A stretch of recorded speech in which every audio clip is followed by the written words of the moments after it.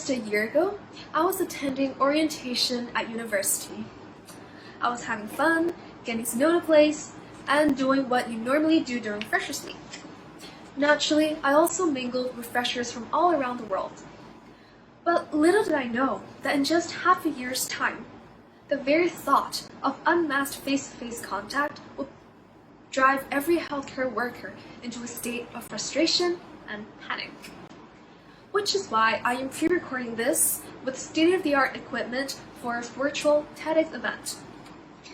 I think it's safe to say that many of us here did not expect 2020 to turn out the way it did. But what I find interesting is that many experts actually did. In fact, since the 1980s, they have been warning of a global pandemic that would lead to strict quarantines, drastic economic disruptions, and social instability, similar to what we're seeing today. There were pandemic simulations that predicted large-scale governmental and societal disorganization, as well as shortages of medical equipment and spread of misinformation. What these scenarios clearly demonstrated was that the world is not ready for an outbreak, and they urged leaders to take action to avoid significant economic and human losses.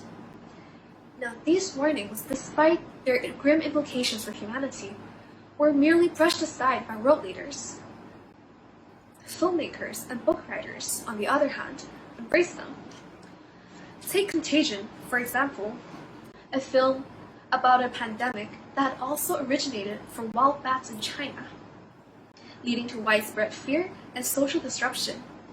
It's not difficult to see why it has seen a resurgence in popularity these days.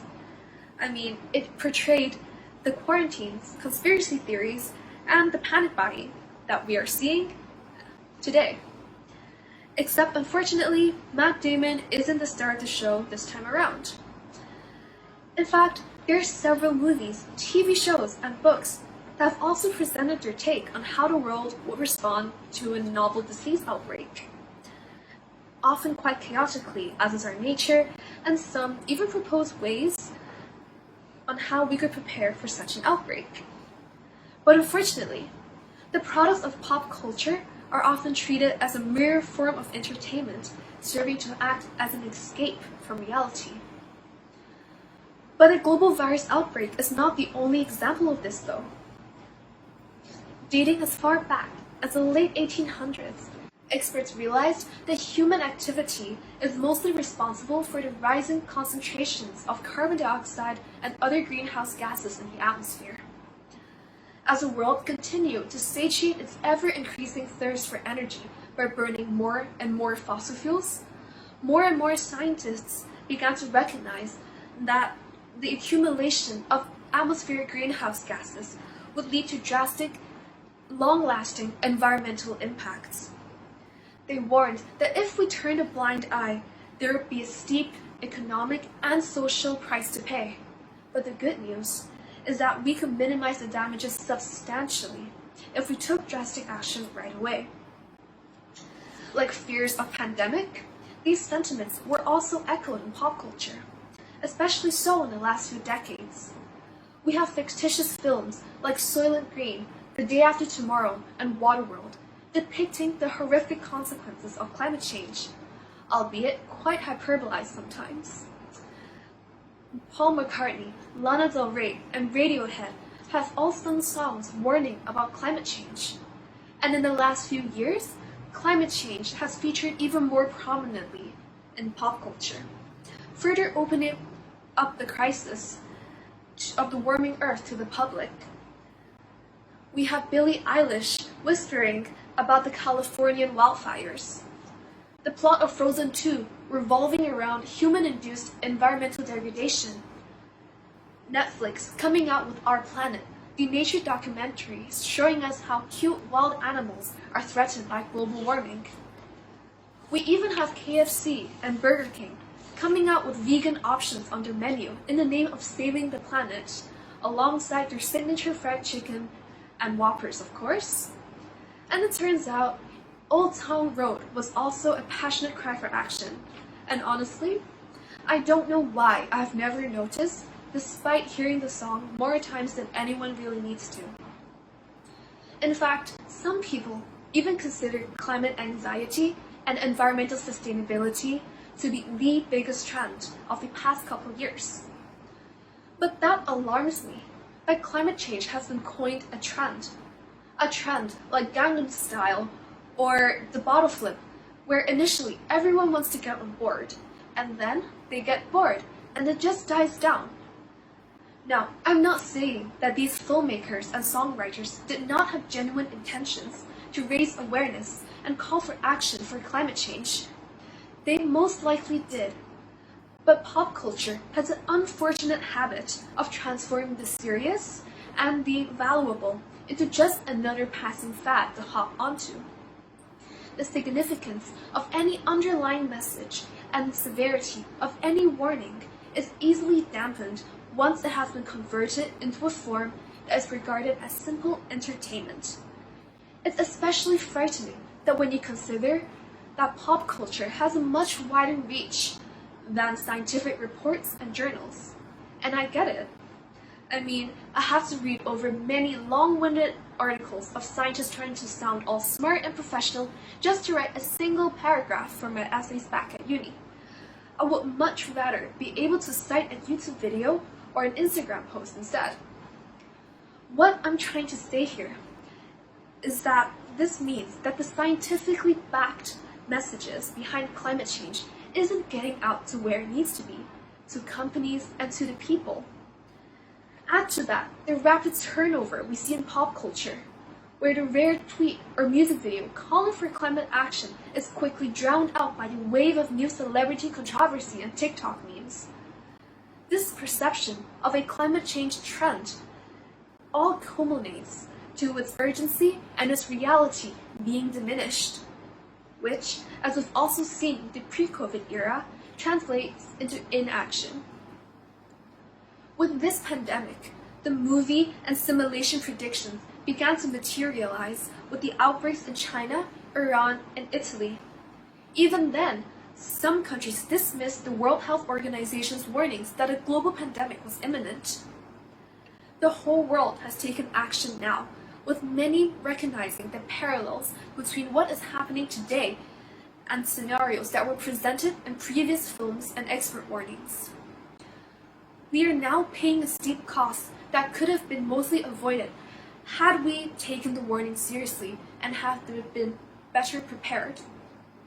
And as for the countries that had turned a blind eye and delayed action until the outbreak was practically impossible to deny, consider for a moment the severe economic and human toll the US and the Brazil are facing right now, as compared to places like South Korea and New Zealand that took swift and concrete action right from the start. We are at danger of repeating the same mistake with climate change. Increasing levels of greenhouse gases have been incubating in our atmosphere, infecting multiple aspects of our lives and of our planet. There's rising temperatures for one. 19 of the 20 hottest years on record globally have been since 2001, and the 5 hottest years have been in the last 5 years. Here in Hong Kong, I'm sure you have all noticed that the summers here are getting hotter, longer, and more humid. Sometimes I wonder if winter would still exist here in a decade's time. With hotter and drier conditions, wildfires have been growing in size and are burning more intensely and for longer. As I'm recording this, wildfires have burned over 2 million acres land in California, the equivalent of 2 million American football fields.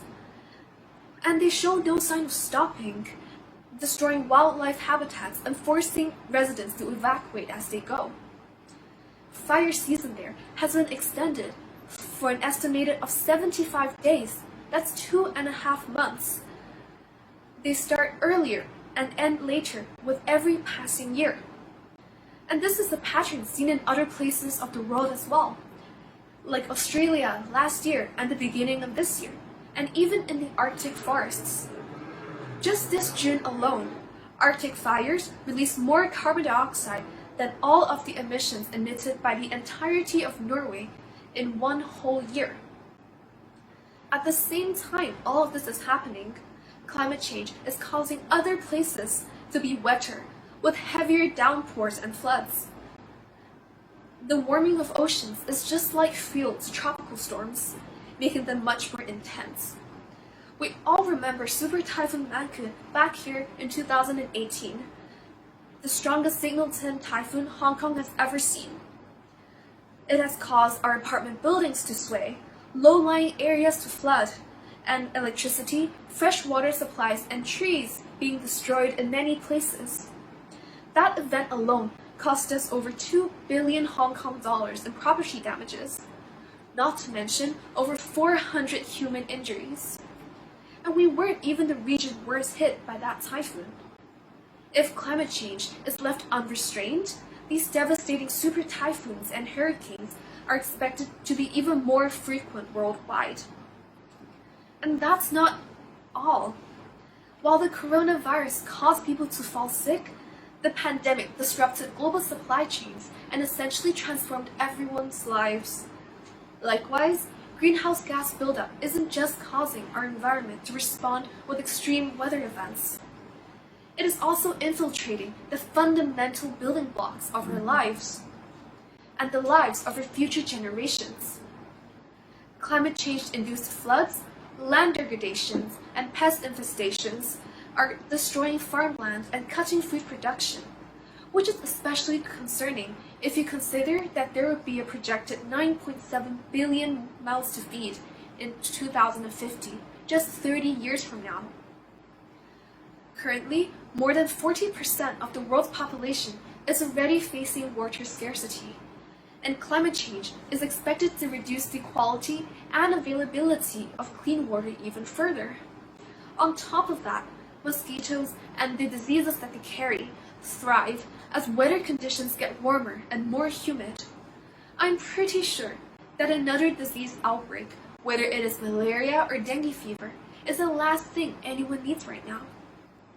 Speculations of the impacts of climate change has transcended the confines of the television screen and of song lyrics.